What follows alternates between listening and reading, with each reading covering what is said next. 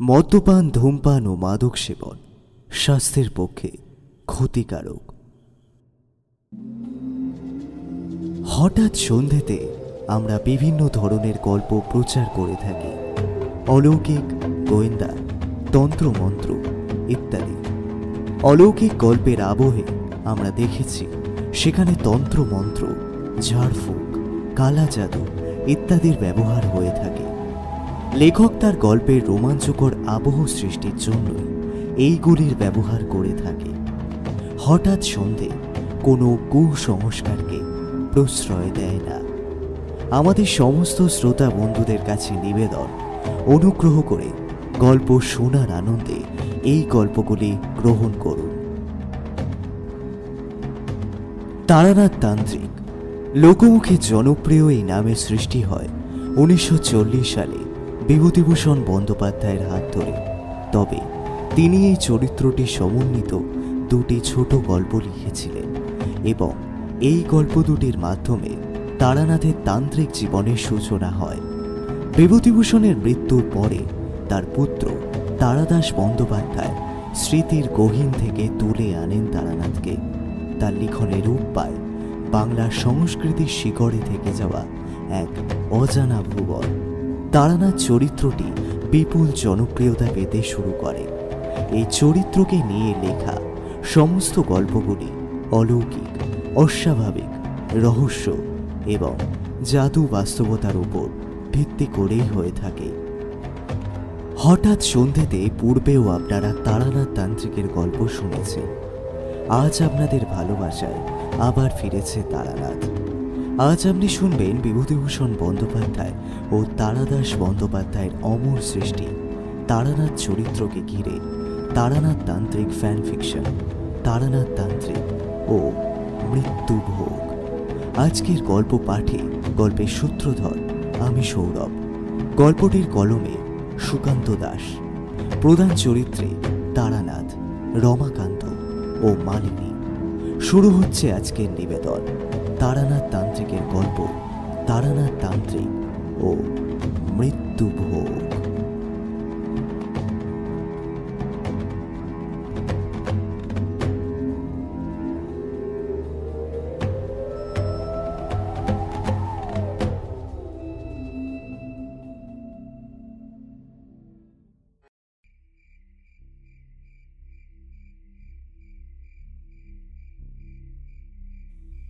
বারবার বন্ধ ঘরের জানলাটার দিকে তাকিয়ে দেখছিল ফুলকি। তার কেমন যেন মনে হচ্ছিল ওই বন্ধ জানালাটার উপাসে কেউ যেন এসে দাঁড়িয়েছে। কি এসে দাঁড়িয়েছে সেটা ভালোভাবে বুঝতে না পারলেও মনের মধ্যে এমন একটা অদ্ভুত ভাব ফুলকির হলো যেটা সে নিজেও বুঝতে পারছিল না। একবার মনে হলো পাশের ঘরে শুয়ে থাকা বাবাকে ডাকে, কিন্তু তারপরেই মনে হলো মনের ভেতর থেকে কে একজন তাকে বারণ করল না।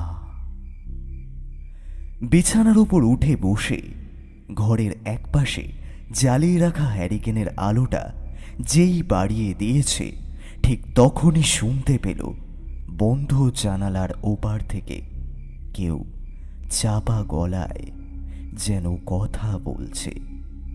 আর ঠিক তখনই জানালার ওপাশ থেকে আবারও সেই কণ্ঠটা যেন আগের থেকে আরো একটু জোরে বলে উঠল, ফুলকি, ফুলকি, একবার জানলাটা খুলে দে। ফুলকির মনের ভেতর যেন ভয় চেপে ধরল তাকে। এই গলাটা যেন তার চেনা, যেন একটা চেনা গলায় কেউ তাকে ডাকছে জানালার দিকে। নিজের অজান্তে 2 পা এগিয়ে যাওয়ার সঙ্গে সঙ্গে হ্যারিকেনের আলোটার দিকে চোখ পড়তেই থমকে দাঁড়ালো সে। এটা কি করছে সে? এত রাতে জানালার বাইরে থেকে কেউ একজন ওকে ওভাবে ডেকে চলেছে, অর্থাৎ গলার স্বর নিশ্চয়ই একটা মেয়ের। এত রাতে একটা মেয়ে তার বাড়ির পেছনে আসবেই বা কি করে? ঠিক তখন একটা হাসির শব্দ শুনতে পেল সে। খুব চাপা স্বরে কেউ যেন হেসে চলেছে। আর তারপরে ফুলকির মনে হলো যে ওটা হাসির শব্দ নাকি কান্নার শব্দ। সে কিছুতেই ঠাউর করে উঠতে পারল না। ফুলকির মনে হতে লাগলো শব্দটা হাসির নয়, কান্নার। সেটাও ঠিক ভালোভাবে বোঝা যাচ্ছে না। সে আবার বিছানায় বসে পড়তে যাবে, ঠিক তখনই আবারও শুনতে পেল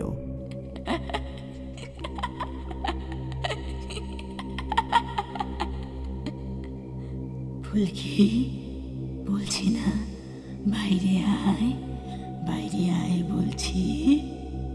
কথা বলতে গিয়ে ফুলকির গলাটা কেঁপে ওঠে। তার গলার ভেতর যেন কেউ দু হাত শক্ত করে চেপে ধরে রেখেছে। চিৎকারটা গলা থেকে বেরিয়ে আসছে না। কোনো রকমে সে ভয়ে ভয়ে সেই অপরিচিতা নারী কণ্ঠের পরিচয় জানার চেষ্টা করল। সে জিজ্ঞাসা করল তার নাম, কিন্তু তার পরিপ্রেক্ষিতে সেই অপরিচিতা নারী তাকে জানালো, তোকে আমার কাছে আসতেই হবে ফুলকি, তোকে আমার কাছে আসতেই হবে। তুই নিজেকে আটকে রাখতে পারবি না, এক্ষুনি আয় বলছি। আকস্মিক এক ধমক শুনে ফুলকি চিৎকার করার চেষ্টা করে, কিন্তু তার গলা থেকে শব্দ বাইরে বেরিয়ে আসছে না।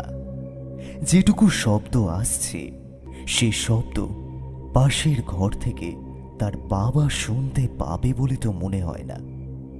তবুও চিৎকার করে ওঠে ফুলকি। তার গলা থেকে শব্দ বেরোচ্ছে না।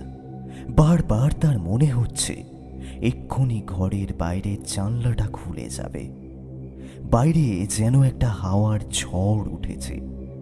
সেই ঝড়ের শব্দ ফুলকি শুনতে পায়, আর তার সঙ্গে কেউ যেন অদ্ভুতভাবে হাসতে হাসতে বলছে, আমার থেকে তোকে আজ কেউ বাঁচাতে পারবে না, তোকে আসতেই হবে ফুলকি, তোকে আসতেই হবে। ফুলকি প্রাণপণে চেষ্টা করছিল চিৎকার করার। তারপর যখন বুঝতে পারল সেটা সম্ভব নয়, তখন হ্যারিকেনের আলোটা বাড়িয়ে দেওয়ার চেষ্টা করতে যেতেই দেখতে পেল আলোটা যেন ধপ করে নিভে গেছে। বাইরে থেকে একটা চাঁদের আলো ঘরের ভেতরে এসে ঢুকেছে, আর সেই আলোটা ঢোকার সঙ্গে সঙ্গেই ফুলকির মুখ থেকে একটা তীব্র চিৎকার বাইরে বেরিয়ে এলো।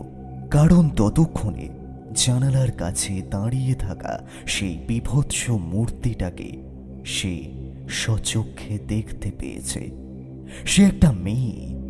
তার মাথার চুলগুলো জানালার পেছনের দিকের হাওয়ায় উড়ছে।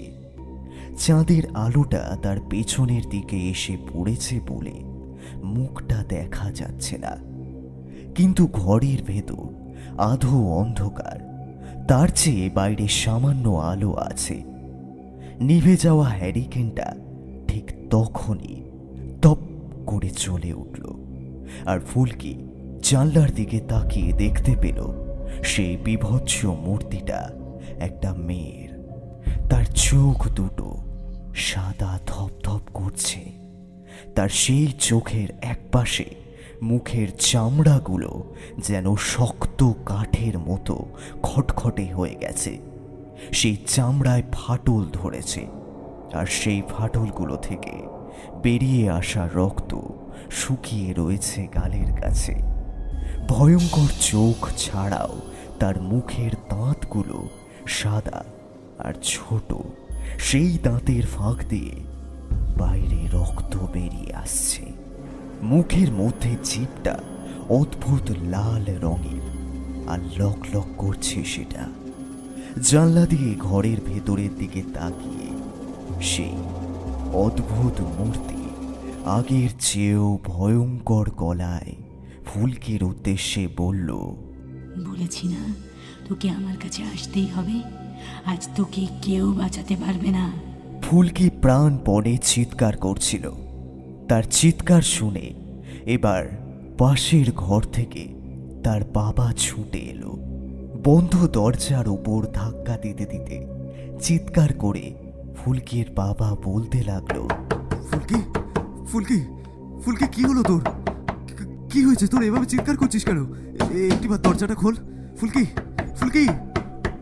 ফুলকি প্রাণপণে দরজার দিকে ছুটে যাওয়ার চেষ্টা করল, কিন্তু তার আগেই একটা অদ্ভুত ব্যাপার ঘটে গেল। তার পা দুটো যেন পাথরের মতো শক্ত হয়ে গেল। গলাটা ভারী হয়ে আসছে।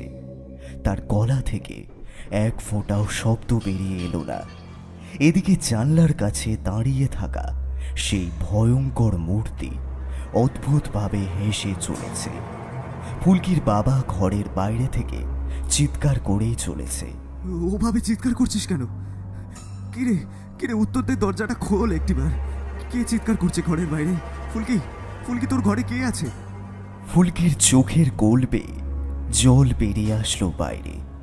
প্রাণপণে চেষ্টা করতে গিয়ে সে মাটির ওপর হুমড়ি খেয়ে পড়ে গেল, আর তাতে তার মুখের এক পাশটা মাটির মেঝেতে জোরে ধাক্কা লাগে।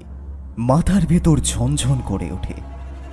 ওটা ঠিক তখনই সে বুঝতে পারে একটা শক্ত বরফের মতো ঠান্ডা হাত যেন তার পায়ের পাতাটা ধরে টানতে টানতে তাকে নিয়ে চলেছে জানলার দিকে। ফুলকি কিছুটা অবাক হলো। সেই নারী মূর্তি তো জানলার বাইরে দাঁড়িয়েছিল, তার হাত ঘরের ভেতরে এলো কি করে?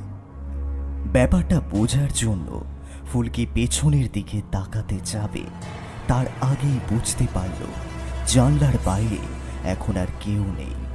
যে বাইরে ছিল সে ঘরের ভেতরে এসে ঢুকেছে। ঠিক জানলাটার কাছে এসে দাঁড়িয়েছে সে।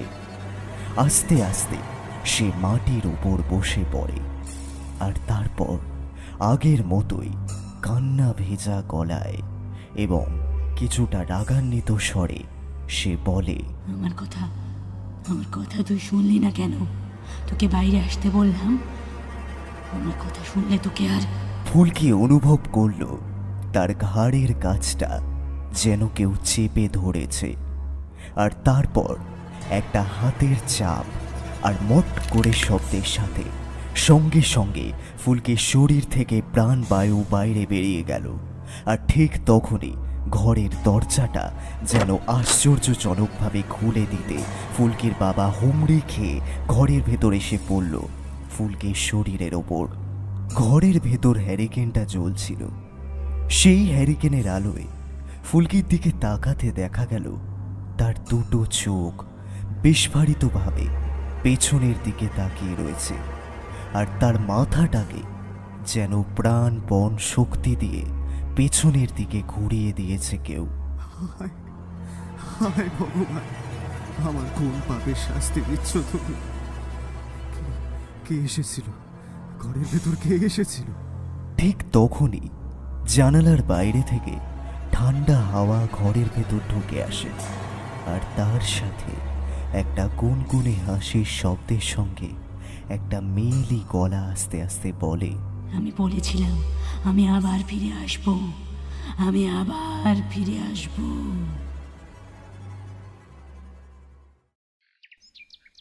আচ্ছা, আপনি তো বলছিলেন মাঝে মাঝে অতৃপ্ত আত্মারা প্রতিশোধ নেওয়ার জন্য ফিরে আসে। তবে তাদের প্রতিশোধ কি সবসময় পূরণ হয়? মানে যে প্রতিশোধের জন্য তাদের আত্মা পৃথিবীর বুকে থেকে যায়, তা পূরণ না করেই কি তারা ফিরে যেতে পারে? পারে, সব সময় সেটা না হলেও মাঝে মাঝে হয়। আসলে বিশেষ বিশেষ কিছু সময় নানা কারণে সমস্ত কিছুই ওলট পালট হয়েছে। অতৃপ্ত আত্মারা নিজের লক্ষ্য পূরণ করার জন্য পৃথিবীর বুকে থেকে যায়, কিন্তু তাদের লক্ষ্য সবসময় পূরণ হয় না। মাঝে মাঝে অশরীরী আত্মার প্রতিশোধ এত ভয়ঙ্কর হয়ে ওঠে যা থামানোর প্রয়োজন হয়ে যায়। তা থামাতে না পারলে মনুষ্য সমাজের অনেক বড় ক্ষতি হয়, বুঝলে? তারানাথের বৈঠকখানায় আসা স্তক কিশোরীর অনুপস্থিতি আমার মনে বড্ড কষ্ট দিচ্ছিল। আমরা দুজন মিলে আসি তারানাথের কাছে গল্প শুনতে, কিন্তু আজ যে কিশোরী নেই, সে নাকি কোন একটা কাজে গ্রামের বাড়িতে গেছে, আমাকে তাই বলে জানিয়েছিল। অগত্যা আজকে আমার ছুটি থাকার দরুন চলে এলাম তারানাথের কাছে গল্প শোনার জন্য। আজ যে কিশোরী নেই তার কারণে একটা লাভের লাভও হয়েছে। আজ তারানাথের গল্প বলার মাঝে আশা করি কোনো বাধা সৃষ্টি হবে না। ঠাকুরমশাইয়ের এই কথা শোনার পর আমি বললাম, ঠাকুরমশাই, এইসব কথা শুনবো বলে তো আসেনি। দেখুন, আজকে সকাল থেকে তো এত বৃষ্টি, তার মধ্যেও কিন্তু আমি এতটুকু দেরি না করে চলে এসেছি। আজ না হয় কিশোরী নেই, কিন্তু তার জায়গাটা তো আমিই পূরণ করছি, বলুন ঠাকুরমশাই। এই কথা বলে তক্তপোষের এক পাশে রাখা পাসিং শোর প্যাকেটটা আমি এগিয়ে দিলাম তারানাথের দিকে। তারানাথ প্যাকেট থেকে একটা সিগারেট বের করে বলল, তোমরা বড়ই অধৈর্য হয়ে পড়ো বারবার। একটা ভালো বিষয় নিয়ে কথা বলছিলাম, তা তোমার আর সহ্য হলো না। অমনি গল্প গল্প করে মাথা খারাপ করতে শুরু করলে। সব সময় কি আর গল্প বলতে ভালো লাগে? হ্যাঁ, তাছাড়া গল্প বলোই বা কেন? এইসব তো কোনো আর গল্প নয়। এইসব আমার জীবনে আমার নিজের চোখে দেখা সমস্ত ঘটনা। এগুলোকে গল্প বলি বা কি করে বলো তো? আচ্ছা আচ্ছা, ঠিক আছে, আপনার জীবনের অভিজ্ঞতার কাহিনী তাই বলুন বরং। অশরীরী আত্মারা যে প্রতিশোধ নেওয়ার জন্য ভয়ঙ্কর হয়ে ওঠে, তেমনই একটা গল্প না হয় আমাদের বলুন। তাহলে আপনি যে কথা বলতে চাইছেন তাও আমি বুঝবো, আর তার সাথে সাথে আমাকেও একটা গল্প শোনানো হয়ে যাবে, তাই না?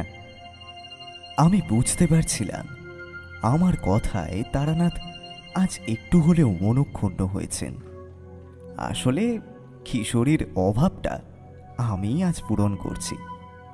যাই হোক, আমি বললাম, আচ্ছা, আপনি তাহলে একটা গল্প বলুন, যে গল্প শুনলে আমি সমস্তটাই বুঝতে পেরে যাব। আপনার জীবনে নিশ্চয়ই এমন অনেক ঘটনা ঘটেছিল যেখানে কোনো এক অশরীরী আত্মাকে প্রতিশোধ নেওয়ার হাত থেকে আপনি কিংবা আপনার সামনে কেউ আটকে ছিল। গোটা জীবনে আমি এত অশরীরী আত্মাদের ফিরে আসা দেখেছি যা তোমাদের বলে শেষ করতে পারবো না। হয়তো আসলে মানুষ যখনই পৃথিবীর মোহমায়া না কাটিয়ে হঠাৎ করেই মারা যায়, তখনই তার এখান থেকে চলে যাওয়ার ইচ্ছে থাকে না, কোনো কারণে সে থেকে যায়। বিশেষ করে যখন কোনো এমন মানুষ মারা যায় যার মৃত্যুর সময় হয়নি, সেক্ষেত্রে তার মোহ থেকে যায় প্রবল। আমরাই কি পৃথিবীর মোহ কাটাতে পেরেছি? কি বলো না? এই যে সংসার, যা ছেড়ে দিয়ে পথে পথে বেরিয়ে পড়েছিলাম, সেই সংসারেই তো আবার ফিরে আসতেই হয়েছে। আপনাকে তো অনেক সময়ই এমন অশরীরী আত্মার বিপদ থেকে কাউকে না কাউকে বাঁচানোর জন্য যেতেই হয়েছে। তেমনই কোনো ঘটনা থাকলে বলুন না। তারানাথ সিগারেটে কয়েকটা লম্বা টান দিল, তারপর ধোঁয়ায় চারপাশ প্রায় ভরিয়ে দিয়ে আবার নিজের হাতে সেই ধোঁয়া সরাতে সরাতে বলল, একবারের কথা বড্ড মনে পড়ে যায়, বুঝলে? তা সে অনেক বছর আগের কথা। তোমাদের সঙ্গে কথা বলতে বলতেই মনে পড়ছিল, সেবার এক গ্রামে একজনের বিপদের জন্যই আমি গিয়েছিলাম। তবে খুব বেশি দূরে নয়, আমার গ্রাম থেকে কয়েকটা গ্রাম দূরে। তোমরা তো জানোই, মাঝে মাঝে সে সময় আমি বাড়িতে ফিরে আসতাম। অন্তত মা যতদিন বেঁচে ছিল ততদিন তো ফিরে আসতামই। তারপরে যদি হঠাৎ করে এভাবে বিয়েটা না হয়ে যেত, তাহলে হয়তো আর গ্রামে ফিরে আসাই হতো না। সেবারে সে মাকে তো বলেইছিলাম সেই গ্রামে একটি মেয়ে জলে ডুবে যাচ্ছিল। সে মেয়েটিকে বাঁচানো বোধ হয় আমার জীবনের সবচেয়ে বড় ভুল হয়েছিল, বুঝলে? কথাটা বলে তারানাথ সামান্য হাসল, তারপর একটু কাঁচতে কাঁচতে বলল, মাঝে মাঝে এই কথাটাই মনে হয়, বুঝলে? তখন বড়ই আশ্চর্য লাগে। আমরা মানুষের জন্যই তন্ত্র সাধনা করে থাকি, যদি মানুষের সামান্য হিত করতে পারি। অথচ জীবনের এত বড় একটা কথাই আমার সারা জীবন মনে রয়ে গেল বারবার। যাই হোক, সেবারও মায়ের টানে গ্রামে ফিরে এসেছিলাম। গ্রামে দিন কয়েক কাটিয়েছি। গ্রামে যখন এসেছিলাম তখন গ্রীষ্মের সময়। গ্রামে থেকে গ্রামের গাছপালায় আমি কাঁঠাল খেয়ে কয়েকটা দিন কাটিয়েছি। তারপর একদিন দুপুরে খাওয়া দাওয়া সেরে নিয়ে ঘরের বাইরে দাওয়ার এক পাশে কয়েকটা ছোট ছোট চারা মা নিজের হাতে লাগিয়েছিল, সেগুলোরই পরিচর্যা করছি। হঠাৎই পিছন থেকে কেউ আমায় ডেকে বলল, বলছি তারানাথ তান্ত্রিকের বাড়ি কি এটাই? আমি তারানাথ, বলুন কি প্রয়োজন? লোকটি আমায় প্রণাম করল। তার মাথায় কাঁচা পাকা চুল, নাকের ওপরে বেশ মোটা একটা গোঁফ, গোঁফের রঙও কাঁচা পাকার মধ্যে, মুখে চিন্তার ছাপ, চোখের তলায় কালি, তার হাতে একটা লম্বা ছাতা। এতক্ষণ ছাতা খুলেই এসেছিল সে। বাড়ির কাছে সে বোধহয় ছাতা বন্ধ করেছে। পরনে তার সাদা রঙের কাপড়, পায়ের হাঁটুতে ধুলো। ইতস্তত করেই সে বলল, ঠাকুর মশাই, একটি বিশেষ প্রয়োজনে আপনার বাড়িতে এসেছি। অনেকটা পথ হেঁটে এসেছি, খানিকটা পথ গরুর গাড়িতেও এসেছি। তবে একটু যদি জল খেতে পারতাম, আসলে গলাখানা শুকিয়ে কাঠ হয়ে রয়েছে। কথাটা শুনে আমার নিজেরই মনে হলো সত্যি তাকে জলের কথা তো বলা উচিত ছিল। এই গরমে সে হেঁটে এসেছে, তাই তাকে দাওয়ার কাছে বসতে বলে জল বাতাসা নিয়ে এলাম।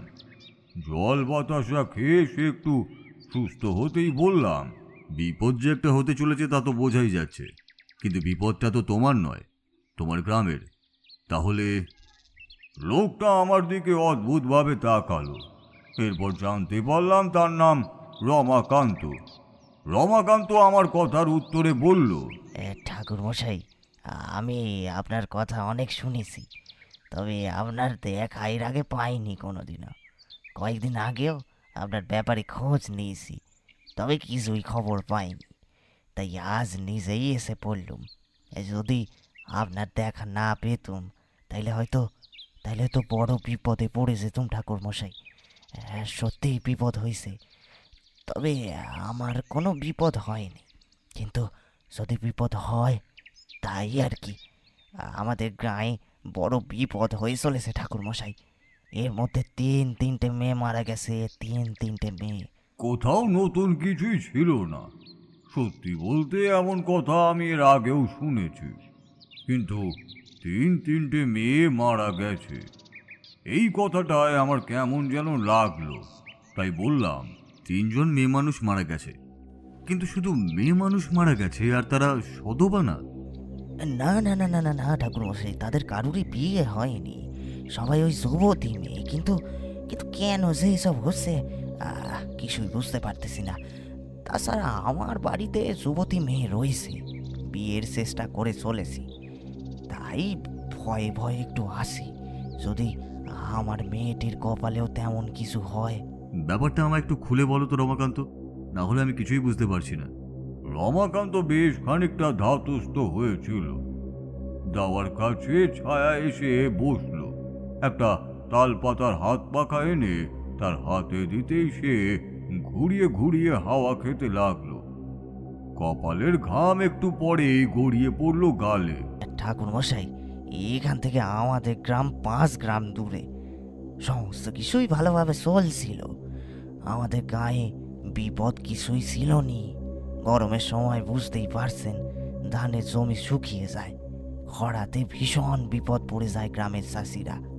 কিন্তু এবার তেমন কিছু হয়নি।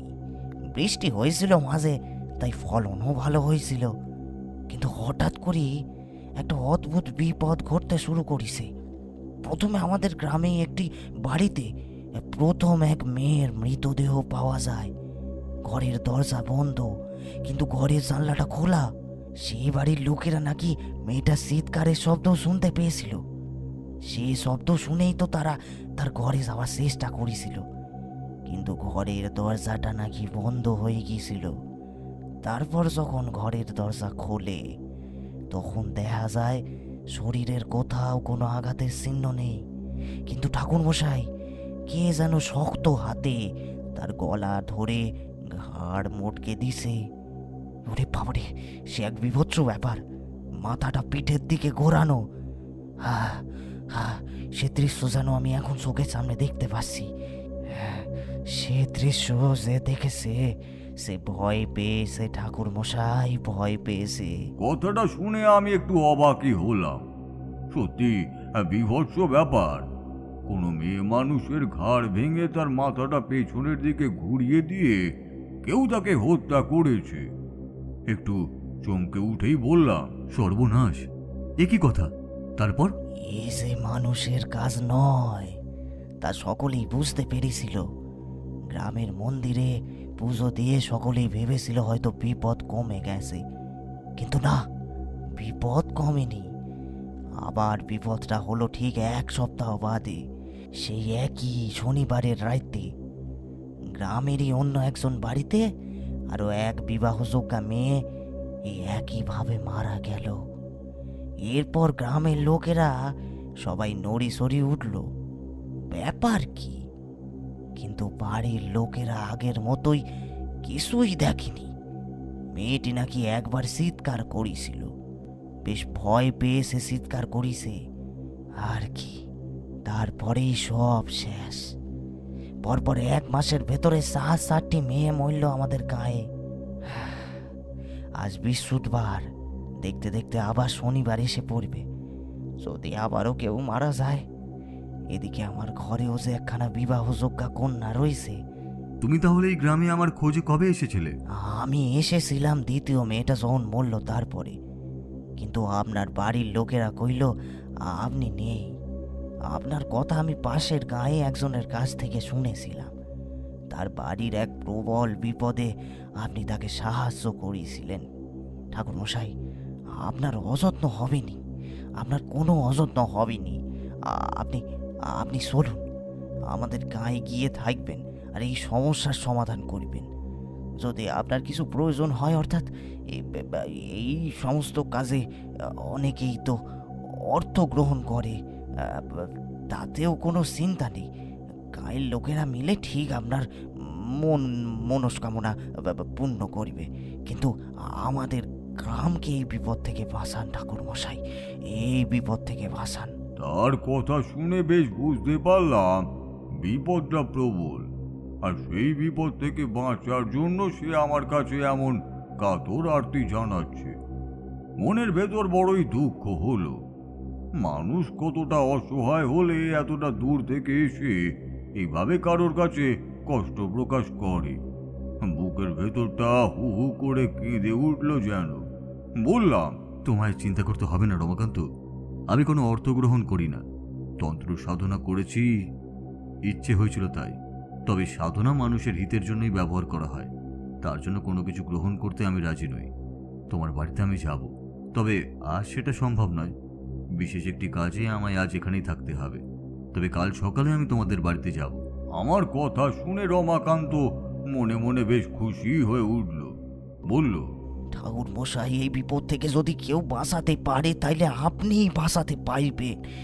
কি এমন হলো আমাদের গায়ে যে গাঁয়ের মেয়েগুলো এভাবে এক এক করে মরছে, আর এমন বিভৎসভাবে তাদেরকে কে মারছে সেটাও তো বুঝতে পারতেছি না।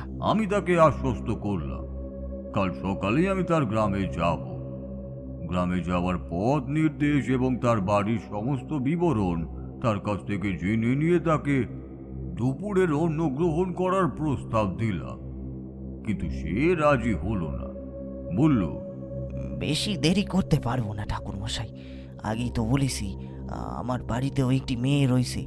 তাছাড়া এমন বেরিয়ে পড়লে সন্ধ্যার আগে বাড়ি চলে যেতে পারবো। তাকে আর আটকালাম না। যাওয়ার আগে সে বারবার আমায় অবশ্যই তার বাড়ি যাওয়ার জন্য বলে বেরিয়ে পড়ল।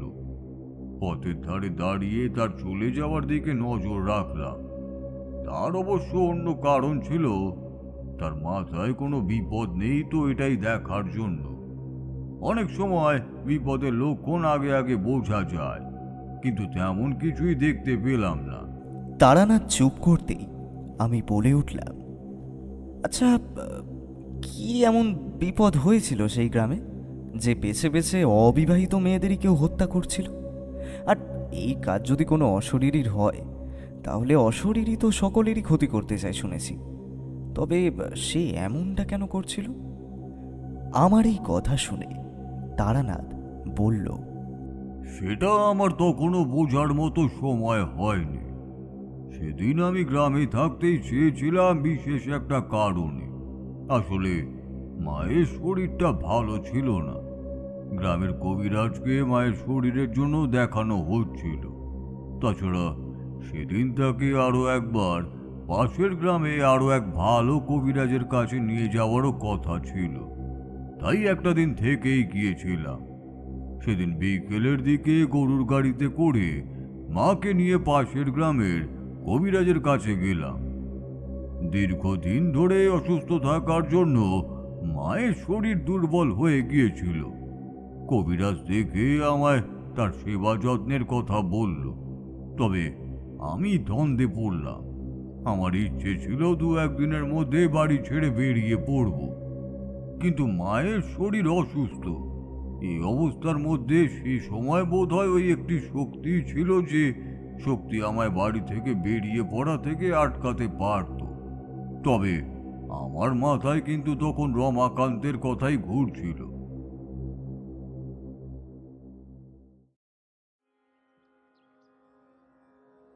পরদিন সকালে রমাকান্তের গ্রামে যাবার জন্য বেরিয়ে পড়লাম। সেই সময় গরুর গাড়ি ছিল পায়ে হেঁটে যাওয়ার একটা সবচেয়ে বড় বিকল্প ব্যবস্থা।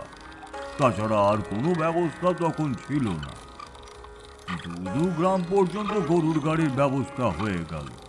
একটা গরুর গাড়ি ধান নিয়ে পথেই চলছিল। আশেপাশের গ্রামের 2-1 জন ততদিনে আমায় চিনত, তাই আমায় সঙ্গে নিতে খুব একটা বিরক্তি করল না। তারপর হাঁটা পথ। সকালে বেরিয়ে প্রায় দুপুরের দিকে রমাকান্তের গ্রামে গিয়ে পৌঁছলাম। আর গ্রামে পৌঁছে গ্রামের চৌহদ্দির মধ্যে পা রাখার সঙ্গে সঙ্গে কিন্তু একটা অদ্ভুত ব্যাপার ঘটল। আকাশের দিকে তাকিয়ে দেখতে পেলাম চারপাশের আকাশটা পরিষ্কার, কিন্তু এই গ্রামের মাথার উপরে আকাশটা কেমন যেন কালচে হয়ে রয়েছে।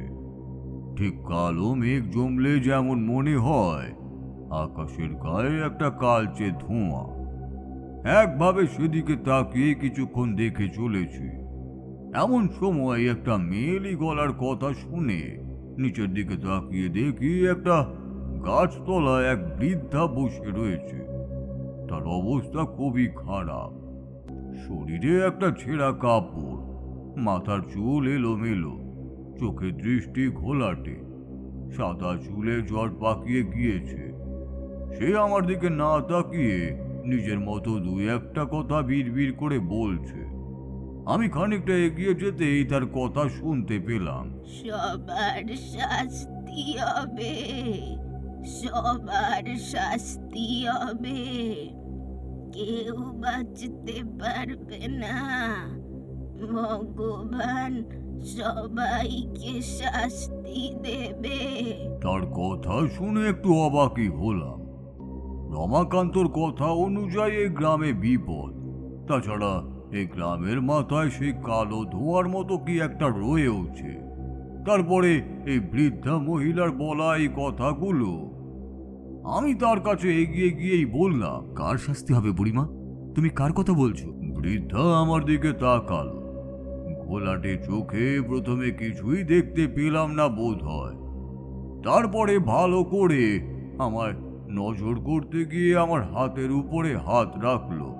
তারপর হাত ধরে দেখতে দেখতে বলল, তুই কে বাছা? এই গ্রামে কেন এসেছিস? চলে যা, এই গ্রাম থেকে চলে যা, এখানে বড় বিপদ। গ্রামে যে বিপদ হয়েছে বুড়িমা, তার জন্যই তো আমি এখানে এসেছি। এখন তুমি আমায় চলে যেতে বলছো? তোমার গ্রামের মানুষজন বিপদে পড়েছে, তাদের যে সাহায্যের প্রয়োজন। বৃদ্ধা আমার দিকে ভালো করে তাকালো। তার চোখের দৃষ্টি ঝাপসা হলেও সেই চোখে যেন মুহূর্তের মধ্যেই আগুন জ্বলে উঠল। তার গলার স্বর কেমন যেন রুক্ষ হয়ে এলো। সে বলল, এই গ্রামের লোকেদের তুই বাঁচাবি না। এই গ্রামের লোকেরা আমার সর্বনাশ করেছে, সর্বনাশ করেছে আমার। তাই তাই ও ফিরে এসেছে। ও এসে আমার কোল জুড়িয়ে দেবে।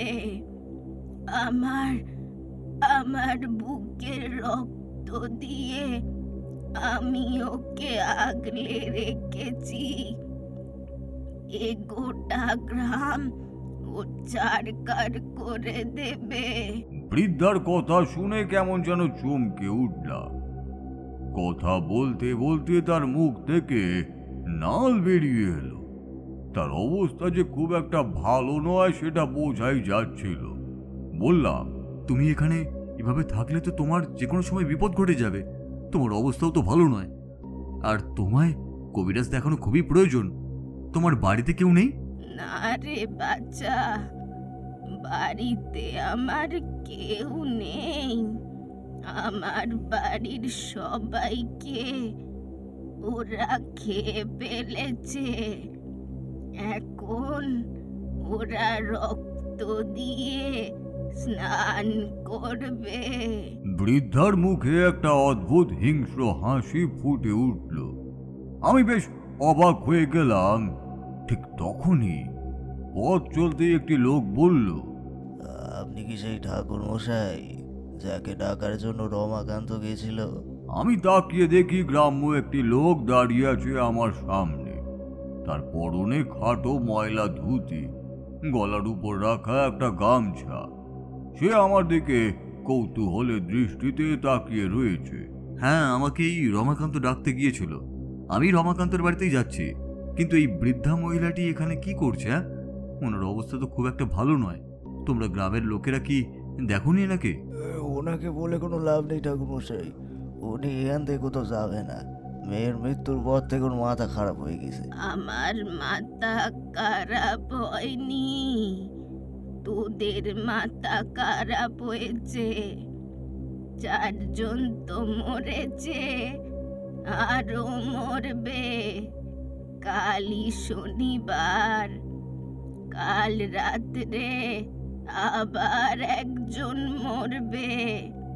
ওই যদু গোয়ালার মেয়েটা, ও মরবে। কথাটা বলেই বৃদ্ধা অদ্ভুতভাবে হাসতে লাগলো। তার গালের কাছে একটা ক্ষত, সেই ক্ষতের কাছে মাছি ভন ভন করছে। সে হাঁ করে হাসছে। তার মুখের ভেতর ভাঙা ভাঙা দাঁতগুলো কেমন কালচে হয়ে এসেছে। একটা অদ্ভুত দুর্গন্ধ চারপাশটায় ভরে উঠল। লোকটা বলল, চলে আসুন ঠাকুর মশাই, এখানে থাকবেন না। ও বুড়ি পাগল হয়ে গেছে, কখন কি করবে। উঠে এলাম। আমায় রমাকান্তের বাড়িতে যেতেই হবে, কিন্তু বারবার পেছনের দিকে তাকিয়ে সে বৃদ্ধাকেই দেখতে লাগলাম। বৃদ্ধা কার সঙ্গে যেন কথা বলছে, যেন মনে হয় তার কাছে কেউ দাঁড়িয়ে আছে আর সে তার সঙ্গেই কথা বলে চলেছে। ব্যাপারটা ঠিক লাগলো না, তবে তখন আমার রমাকান্তের সঙ্গে দেখা করা খুবই প্রয়োজন, তাই সেখানে গেলাম প্রথমে। তার মানে এই গ্রামে আরো কিছু হয়েছিল? ঠিক কবে হয়েছিল বলো তো? আসলে মাস দুয়েক আগে এই গাঁয়েরই একটি মেয়ে, এই গাঁয়ের গৃহস্থ রামনাথের ছেলের সঙ্গে বিয়ে হওয়ার কথা ছিল, কিন্তু রামলাল শেষে আপত্তি করে। তবে রামলালের ছেলেটা ওই বিয়েতে রাজি ছিল। তারপরে যে কি হলো, পরদিন সকাল থেকে সেই মেয়েটিকে আর খুঁজে পাওয়া যায় না। গোটা গায়ে সবাই চিন্তায় পড়ল। অনেক জায়গায় খোঁজা হলো। রামলালের ছেলের অবস্থাও তখন খুব একটা ভালো নয়। বুঝতেই পারতেছেন ঠাকুর মশাই, বয়স কম, ছোট ছেলে, এমন একটা ব্যাপার হয়ে গেছে সেটা মেনে নিতে পারছে না সে। রামলাল তো চিন্তায় পড়ে গেছিল। চিন্তায় পড়বেই নাই বা কেন, ছেলের অবস্থা দেখে সে কেমন যেন পাথর হয়ে গেছিল তখন। তবে দিন কয়েকের মধ্যে সব কিছু আবার স্বাভাবিক হয়ে এলো। সকলেই ভাবল মেয়েটি কোথাও চলে গেছে। যে মেয়েটির কথা তুমি বলছো সেই মেয়েটি কে? তার নাম কি? তার নাম ছিল মালিনী। ওই যে গাঁয়ের বাইরে ঢোকার সময় আপনি যে বুড়িকে দেখেছিলেন, ওই বুড়ি মা মালিনীর মা। তারপর থেকেই ওই বুড়ি কেমন যেন হয়ে গেছে, অদ্ভুত অদ্ভুত সব কথা বলে। আর একটা ব্যাপার, সন্ধ্যের পর ও যেখানে থাকে সেদিকে গাঁয়ের লোকেরা যদি কেউ যায় তাহলে দেখতে পায় বুড়ি কার সঙ্গে যেন কথা বলতেছে। রমাকান্তের কথা শুনতে শুনতে এবার কিন্তু আমার মাথার মধ্যে সমস্ত কিছু যেন কেমন পরিষ্কার হয়ে আসতে লাগলো। আসলে তো সেই বৃদ্ধা মহিলা এমনই কথা বলছিল, কেউ ফিরে আসবে, প্রতিশোধ নেবে, এই সমস্তই। আর রমাকান্ত সেই একই কথা বলছে। তাই বললাম, দেখো রমাকান্ত, আমার কিন্তু মনে হয় এই মালিনী কোথাও চলে যায়নি। ওর সঙ্গে নিশ্চয়ই কোনো একটা খারাপ কিছু হয়েছে। আর তোমাদের গ্রামে যে বিপদ হয়ে চলেছে তার সঙ্গে নিশ্চয়ই মালিনীর কোনো একটা সম্পর্ক রয়েছে। গ্রামে পা দেওয়ার সঙ্গে সঙ্গে এই গ্রামের মাথার ওপরে কালো ছায়া আমি দেখতে পেয়েছি। এই ছায়া কিন্তু সহজে আসে না। গোটা গ্রামের ওপর যখন ভীষণ বিপদ এসে উপস্থিত হয় তখন এই ছায়া আসে। এই বিপদের হাত থেকে কিন্তু আমি তোমাদের বাঁচাতে পারবো না। আমার কথা শুনে রমাকান্ত আমার পায়ের ওপরে হুমড়ি খেয়ে পড়ে।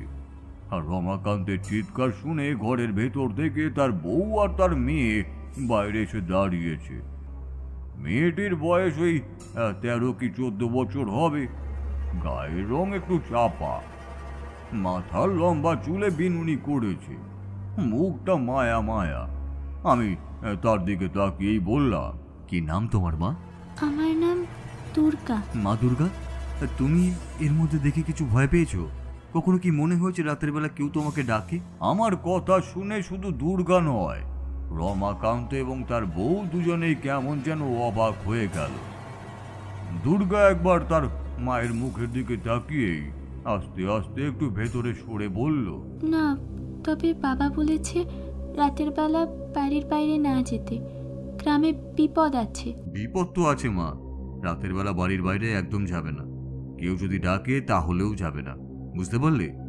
যদি তোমার মা বাবাও তোমাকে ডাকে তাহলেও ঘর থেকে বাইরে যাবে না। আমি তো মায়ের কাছে ঘুমাই।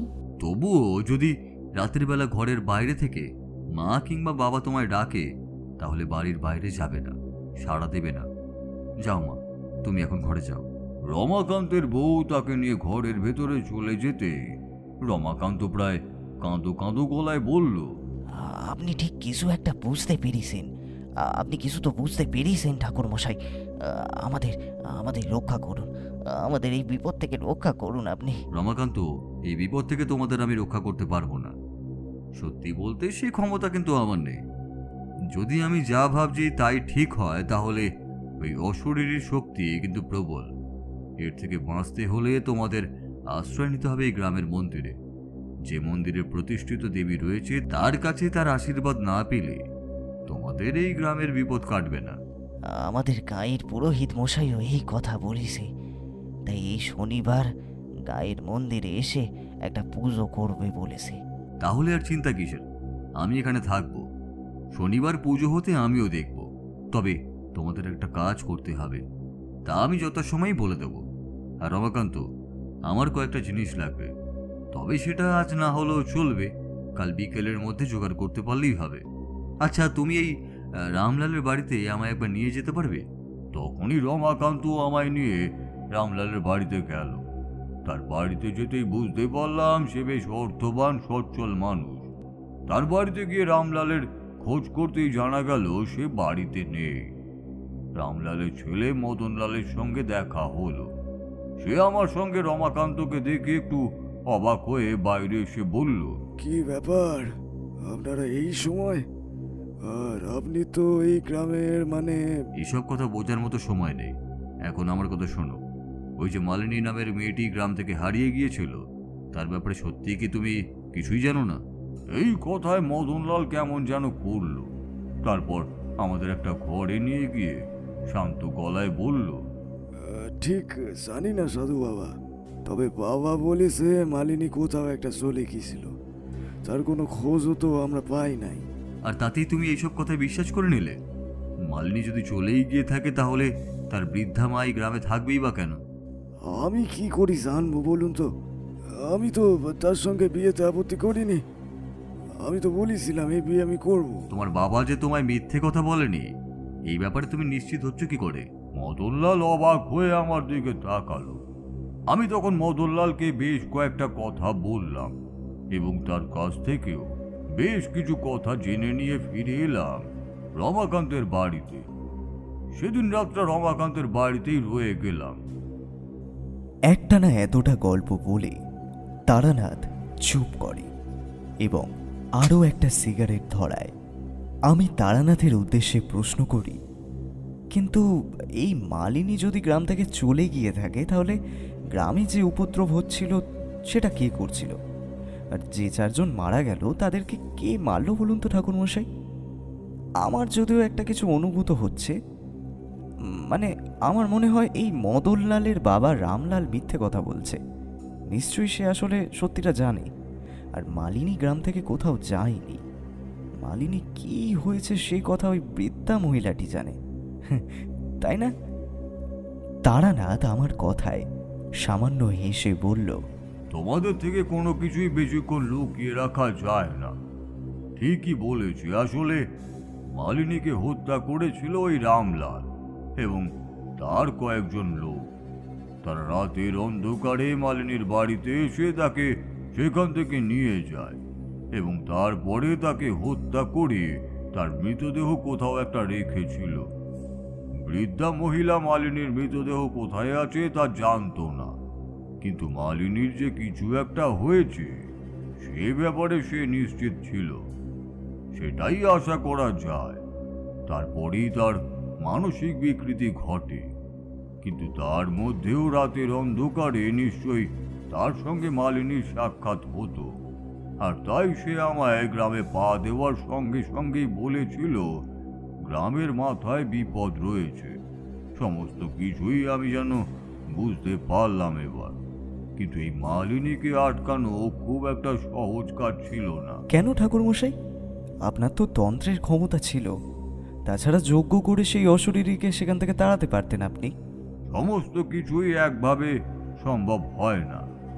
আমি সেই স্থান থেকে তাকে তাড়িয়ে দিলেও সে তো পরে আবার ফিরে আসতেও পারত। এত প্রতিশোধ স্পৃহা নিয়ে যে মারা গেছে, সে ফিরে এসে গ্রামের অবিবাহিত মেয়েদের এমন ভাবে মারছে, তার প্রতিশোধ স্পৃহা এত সহজে কমবে না। আমি সেটা বুঝতে পেরেছিলাম বলেই শনিবার দিন গ্রামে ওই মন্দিরে পুজোর আয়োজন করতে বলেছিলাম, আর তার ফাঁকে আমি একটি কাজও করেছিলাম। কি কাজ? পরদিন সকালে গ্রামের শেষে ওই বৃদ্ধা মহিলাটার কাছে আমি আবারও গিয়েছিলাম। তার সঙ্গে বেশ কিছুক্ষণ কথাবার্তা বলে বুঝতে পেরেছিলাম মালিনীকে যে হত্যা করা হয়েছে সে কথা সে জানে। সেই রাত্রে সে কাউকে দেখতে না পেলেও কেউ যে তার ঘরে এসেছিল সেটা সে বুঝতে পেরেছিল। তার চোখের দৃষ্টি কম, তাই সে কাউকেই ভালোভাবে দেখতে পায়নি। তাকে বাঁচাবার চেষ্টা করেছিল, তাতেই লাঠির আঘাত তার গালে এসে পড়ে, তাতেই তার গালে ওই ক্ষতর সৃষ্টি হয়েছে।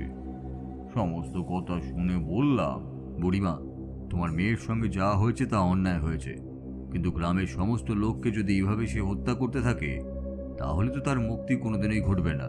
তোকে কে বলেছে ও সবাইকে মারবে? সে রাতে যারা তার ক্ষতি করেছিল তাকেই ও শাস্তি দেবে। কিন্তু এই মেয়েগুলো তো কোনো ক্ষতি করেনি মালিনীর, তাহলে? মালিনী আমার কাছে প্রতিদিন রাতে আসে। মেয়ে হারাবার দুঃখ আমি এখনো ভুলিনি রে বাচ্চা। তাই আমি ওকে বলেছি, যারা আমায় এই দুঃখ দিয়েছে তাদের তুইও একই দুঃখ দিবি। তিলে তিলে একটু একটু করে ওরা মরবে। তার মানে যে 4 জন মরেছে তাদের পরিবারের লোকেরাই সেই রাতে তোমার বাড়িতে এসেছিল কি, তাই তো? আর একজনই বাকি রয়েছে। আজ রাতে ও মরবে। তাহলে এই 16 কলা পূর্ণ। কথাটা বলে বৃদ্ধা অদ্ভুতভাবে হাসতে লাগলো। আমি তাকে অনেক প্রশ্নই করলাম, কিন্তু সে আর কিছুই বলল না। এক সময় সে মাটি থেকে পাথর তুলে আমার দিকে ছুঁড়তে লাগলো দেখে আমি সেখান থেকে চলে গেলাম।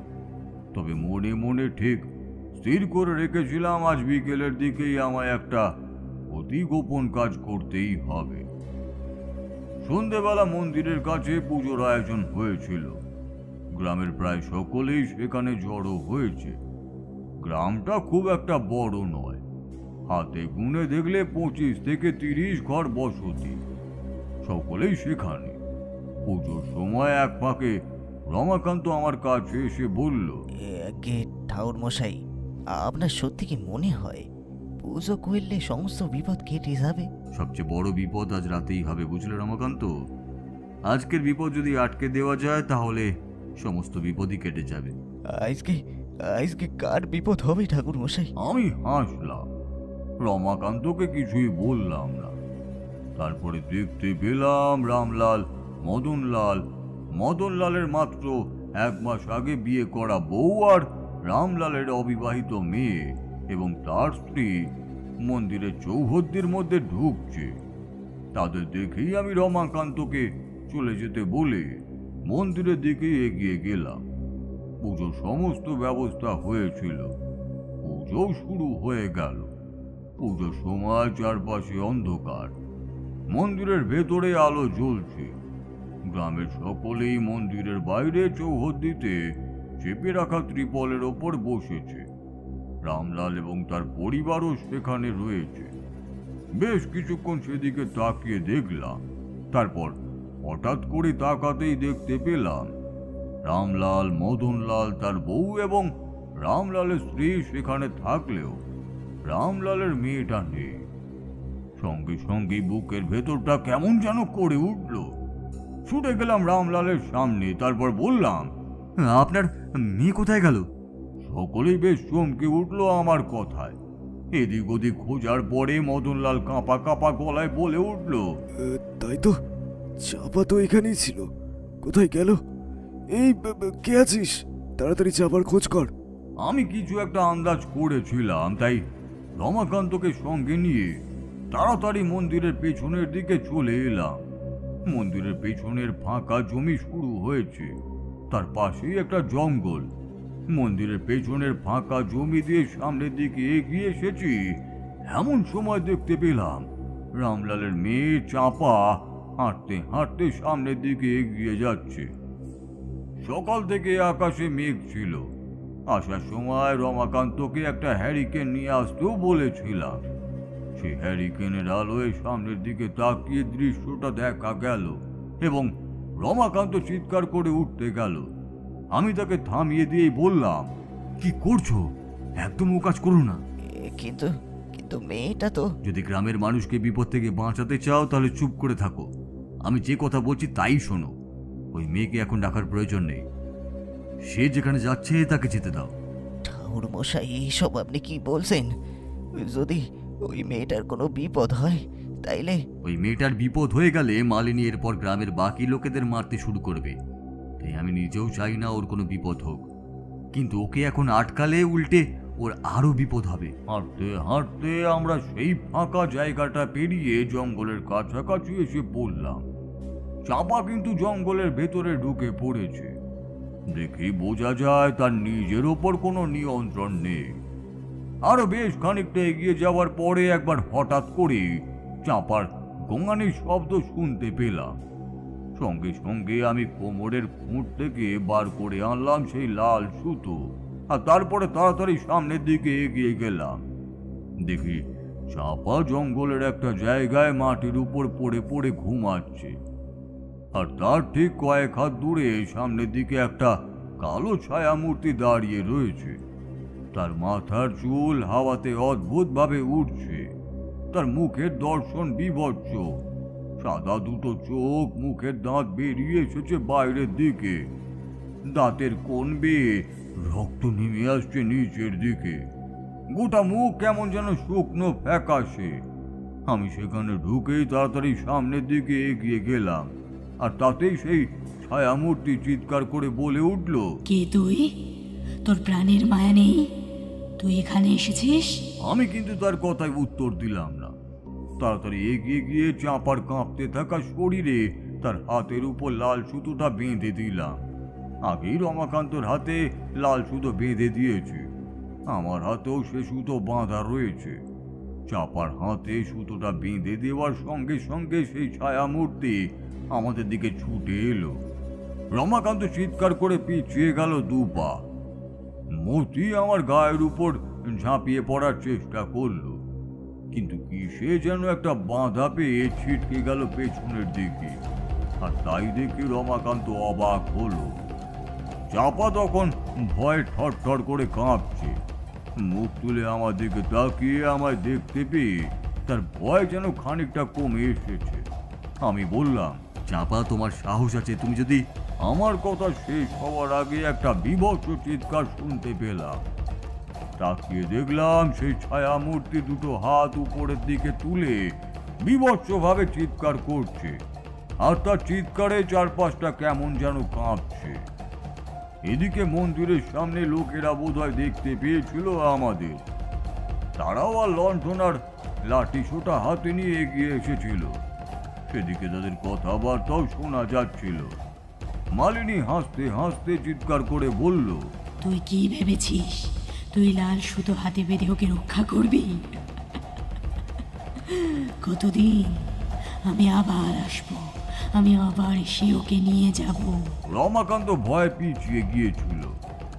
বাকিরাও রমাকান্তকে দেখে সেই জঙ্গলের ভেতরেই ঢুকলো। রমাকান্তের হাতে আলো ছিল।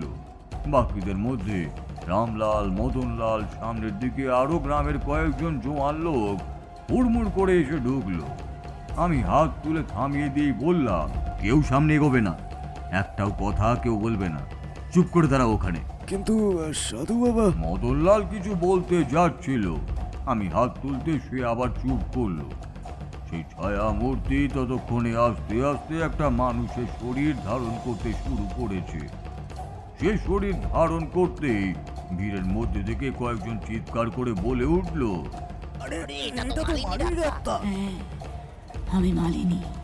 আমি ওই 4 জনকে মেরেছি, আমি নিজের হাতে ওদের শাস্তি দিয়েছি, আর এখন চাপাকে আমি নিয়ে যাবই। কিন্তু আমি থাকতে যে তুমি ওকে নিয়ে যেতে পারবে না মালিনী, আমি ওকে নিয়ে যেতে দেবো না। তুমি যদি ওকে নিয়ে যাও তাহলে তুমি এখানে থামবে না, তুমি এরপরও এই গ্রামের মানুষদের ওপর প্রতিশোধ দিতে চাইবে, সবার ক্ষতি করবে তুমি। কেন করবো না? এই গ্রামের মানুষদের জন্যই তো এমনটা হয়েছে আমার সঙ্গে মদনলালের বিয়ে হওয়ার কথা ছিল, সব কিছুই ঠিক ছিল। গ্রামের মানুষদের জন্যই তো ওই রামলাল বিয়ে ভেঙে দিল। আর তারপরে যখন মদনলাল আমায় বিয়ে করার জন্য নিজেই রাজি ছিল, তখন রাতের বেলা লোক পাঠিয়ে আমায় ঘর থেকে তুলে নিয়ে গিয়ে তারপর আমায় খুন করে বাড়ির পিছনের জমিতে পুঁতে দিল। যারা তোমার হত্যা করেছে তাদের শাস্তি দেওয়া হবে, কিন্তু তুমি যদি ওদের হত্যা করো তাহলে তোমার মুক্তির পথে বাধা সৃষ্টি হবে। আমি মুক্তি চাই না, যারা আমার এই অবস্থা করেছে তাদের আমি... সবাই ভয় পাওয়া চোখে সেখানে দাঁড়িয়ে এই দৃশ্য দেখে চলেছে। রমাকান্ত আমার থেকে খানিকটা পেছনে, আমার সামনে তখনও চাপা মাটির উপর বসে বসে কাঁদছে। ঠিক তখনই জঙ্গলের পেছনের দিক থেকে বেরিয়ে এলো কেউ একজন। গলাটা আমার চেনা বলেই মনে হলো। সেই বৃদ্ধা এসে বলল, ওরে ওরে, তুই এমন কেন করছিস? যা হয়েছে তা তো হয়ে গেছে, ছেড়ে দে সবাইকে। 4 জনকে মেরেছিস, এবার তুই শান্ত হ। সবাই তাকালো বৃদ্ধার দিকে। সে বৃদ্ধা জঙ্গলের এক পাশ দিয়ে আমার কাছে এসে দাঁড়িয়েছে। আমি বললাম, হ্যাঁ মালিনী, যা হয়েছে তা ভুলে যাও, ওকে তুমি ছেড়ে দাও। তাছাড়া আমি যতক্ষণ এখানে আছি তুমি ওকে স্পর্শও করতে পারবে না। আমি এখান থেকে চলে গেলে তুমি আবার ফিরে এসে ওর ক্ষতি করতে পারো, কিন্তু তাতে তোমারই কিন্তু মুক্তির পথে বাধা পড়বে। তুমি যত মানুষকে হত্যা করবে তত তোমার মুক্তির পথে বাধা তৈরি হবে। বাচ্চা আমার ঠিক কথাই বলেছে, কথা শোন, ফিরে যা, তুই ফিরে যা মা। ফিরে যাব? তুমি এই কথা বলছো? তুমি তোমায় বলেছিলে যারা আমার এই অবস্থা করেছে তারা প্রত্যেকে যেন তাদের সন্তান হারানোর দুঃখ পায়। তাহলে এই রামলালই তো এই সমস্ত কাজ করেছে। তাহলে রামলালের মেয়েকে আমি এত সহজে ছেড়ে দেব? কিছুতেই না। সে আবার এগিয়ে এলো চাঁপার দিকে, কিন্তু চাঁপার গায়ে হাত দেওয়ার আগেই ছিটকে গেল পেছনে। আমি বললাম, যতক্ষণ ওর শরীরে ওই লাল সুতো আছে ততক্ষণ তুমি ওর কোনো ক্ষতিই করতে পারবে না মালিনী। তাই আমার কথা শোনো, তুমি তোমার এই প্রতিশোধ স্পৃহা থেকে মুক্ত হও। এই প্রতিশোধের চিন্তার জন্য তুমি এখনো মুক্তি পাচ্ছ না। যে দেখো, তোমার জন্য গোটা গ্রামের মানুষ ভয়ে রয়েছে। তারা শান্তিতে রাতের বেলা ঘর থেকে বাইরে বেরোতে পর্যন্ত পারে না। সবাই চিন্তায় রয়েছে যদি তাদের মেয়ের কোনো ক্ষতি হয়ে যায়। রমাকান্ত এতক্ষণ চুপ করেই ছিল। এবার সে বলল, মালিনী, আমার মেয়েটাকে তো তুই নিজের বোনের মতো ভাবতি। আমার মেয়েটা ভয়ে ভয়ে ঘর থেকে বেরোয় না, মায়ের সঙ্গে বিছানায় শুয়ে থাকে। সকালের আলো না ফোটা পর্যন্ত তাকে বাইরে বার করতে ভয় পায়। মালিনী কিন্তু তখনও গর্জন করেই চলেছে। তার মূর্তিটা আস্তে আস্তে পুরো মানুষের রূপ ধরে আমাদের সামনে এসে দাঁড়ালো। চাঁপা ততক্ষণে উঠে পড়েছে মাটি থেকে। মদনলালের নতুন বউ এসে চাঁপার পাশে এসে দাঁড়ালো। মালিনী বলল, সবাই বেশ সুখেই আছে আমার মৃত্যুতে। গ্রামের কারোর কোনো ক্ষতি হয়নি, সবাই বেশ ভালোই আছে। ছাড়বো না আমি কাউকে। কথাটা বলেই মালিনী এইবার ছুটে আসতে গেল মদনলালের বউয়ের দিকে। চিৎকার করে উঠল মালিনী, আর চুপ করে দাঁড়িয়ে থাকতে আমিও পারলাম না। আমি তৈরি হয়েই এসেছিলাম। কোমরের কাছে কাপড়ের খুঁটে একটা কাগজের মধ্যে গোপন একটা দ্রব্য ছিল, তা মন্ত্রপুত। সেই দ্রব্য এগিয়ে এসে সেই মূর্তির গায়ে ছুঁড়ে মারতেই সে কিন্তু চিৎকার করে পিছিয়ে গেল। তার সারা শরীরে মুহূর্তের মধ্যেই আগুন জ্বলে উঠল। চিৎকার করতে লাগলো সেই মূর্তি। মালিনী বলল, ছেড়ে দে আমায়। বৃদ্ধা কাঁদো কাঁদো স্বরে আমার পায়ের কাছে এসে পড়ল। ওরে, আমার মেয়েটাকে মুক্তি দে বাচ্চা, আমার মেয়েটাকে মুক্তি দে। ওকে এভাবে আগুনে পোড়াস না, আমার মেয়েটা অনেক যন্ত্রণা পেয়ে মরেছে। গ্রামের লোকেদের মধ্যে ততক্ষণে গুঞ্জন শুরু হয়েছে। চোখের সামনে দাউ দাউ করে জ্বলছে মালিনীর শরীরটা। সে চিৎকার করছে। চাঁপা, মদনলালের বউ সকলে পেছনে সরে এসেছে। রমাকান্ত পেছনে সরে গিয়েছে। আমি আবার গলা তুলে বললাম, এখনো সময় আছে মালিনী, এখনো সময় আছে। তোমার শরীরে যে আগুন জ্বলছে তা আমি নিভিয়ে দিতে পারি, তবে তোমায় কথা দিতে হবে এই গ্রামের কারোর তুমি ক্ষতি করতে পারবে না। তোমার মৃতদেহের সৎকারের ব্যবস্থা আমি করব। যারা এই কাজ করেছে তাদের শাস্তিও হবে, কিন্তু গ্রামের কোনো মানুষের ক্ষতি করবে না। এবার যেন সেই ছায়া মূর্তি সামান্য ক্ষান্ত হয়ে এসেছিল। এবার বলল, বেশ, কিন্তু ওদের শাস্তি দিতে হবেই। ওই রামলালকে শাস্তি দিতেই হবে। গোটা গ্রামের লোকের সামনে দাঁড়িয়ে আমি তোমায় বলছি, গ্রামের লোকেরা নিজেদের যদি ভালো চায় তাহলে রামলালের শাস্তির ব্যবস্থা করবে, আর যদি তা না করে তাহলে তুমি আবার গ্রামে ফিরে আসতে পারো। এরপরে তার গায়ের আগুন ধীরে ধীরে কমে আসতে লাগলো। সে কোথায় যেন অন্ধকারে মিলিয়েও যেতে লাগলো। মদনলাল আমার কাছে এসে বলল, তার মানে সাধু বাবা, আমার বাবা? হ্যাঁ, আমি করেছি এই সমস্ত কাজ। তখন আমার মাথা খারাপ হয়ে গিয়েছিল। গ্রামের অনেকেই আমায় বলল ওই মেয়ের সঙ্গে তোর বিয়ে না দিতে। আমি বুঝতে পারছিলাম না কি করা উচিত। আমায় পারলে তুই ক্ষমা করে দে। ওদের কাছে ক্ষমা চেয়ে আর কোনো লাভ নেই। যার কাছে ক্ষমা চাওয়ার তার কাছে আপনি ক্ষমা চান। বৃদ্ধা তখনও সেখানে দাঁড়িয়ে কেঁদে চলেছিল। রামলাল তার পায়ের কাছে এসে পড়ল। বৃদ্ধা পিছিয়ে গেল 2 পা। তার মুখে কোনো কথা নেই। রামলাল বলল, আমায় ক্ষমা করে দাও না, আমায় ক্ষমা করে দাও। তোমার মেয়ের যা ক্ষতি আমি করেছি তা আমি পূরণ করতে পারবো না। তবে তবে তোমায় আমি আমার কাছে রাখবো। তোমায় আমি আর কোথাও যেতে দেব না। আর তোমার মেয়ের আত্মার শান্তির ব্যবস্থা আমি করব। বৃদ্ধা আমার দিকে ঘুরে তাকালো। তার চোখের কোণ বেয়ে নেমে এসেছে জল, অথচ তার মুখে হাসি। তারপর সবাই আস্তে আস্তে মন্দিরের কাছে ফিরে এলো। পুজো শেষ হয়ে নিজের বাড়িতেই ফিরে গেলাম। তবে এরপর সে গ্রামে আর কোনো বিপদ হয়নি। পরদিন সকালে রামলালের বলে দেওয়া জায়গায় মাটি খুঁড়ে মৃতদেহ বার করা হয়েছিল। গ্রামের শ্মশানে পোড়ানো হয়েছিল সেই দেহ। কথা শেষ করে তারানাথ চুপ করতে আমি বললাম, কিন্তু একদম শেষে যখন রামলাল ওই বৃদ্ধার কাছে ক্ষমা চাইল, তখন বৃদ্ধা আপনাদের দিকে তাকিয়ে হাসলো কেন?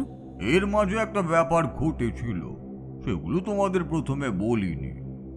সেদিন সকালে যখন আমি বৃদ্ধার কাছে গেছিলাম, তারপরে আমি দুপুরের দিকে একবার তার কাছেও গিয়েছিলাম।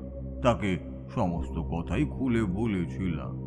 তাকে এটাও বলেছিলাম তার মেয়ের অশরীরী আত্মা এমন কাজ করতে থাকলে তার মুক্তি হবে না, তাতে তারই বিপদ হবে।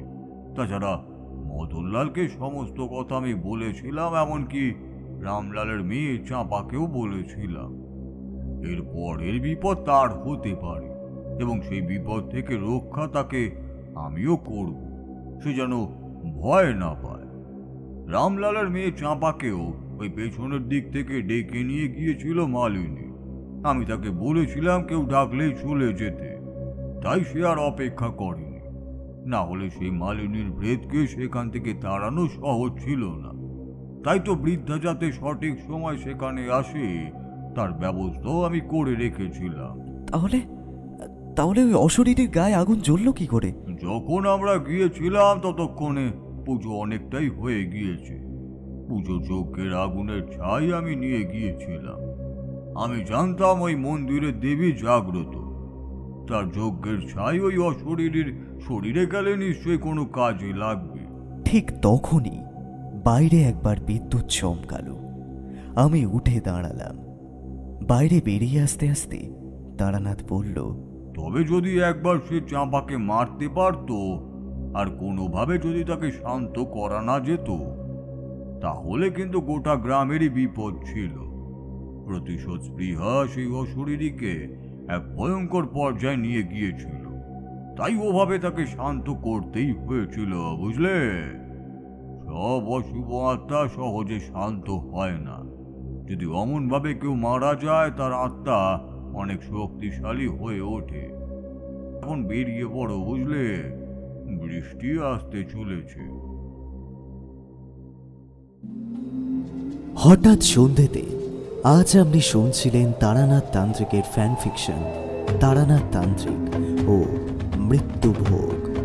তারানাথের চরিত্রে বুবাই, মালিনী ও দুর্গার চরিত্রে বর্ণিশা, বৃদ্ধার চরিত্রে বর্ণালী, ফুলকির বাবা রমাকান্ত, মদন, রামলাল, গল্প পাঠ ও গল্পের সূত্রধর, শব্দ গ্রহণ এবং ধ্বনি পরিকল্পনায় আমি সৌরভ, পোস্টার ডিজাইন কৃষ্ণেন্দু। শেষ হলো আজকের নিবেদন। সঙ্গে থাকুন, আবারও এক রোমাঞ্চকর গল্প নিয়ে ফিরছে হঠাৎ সন্ধে।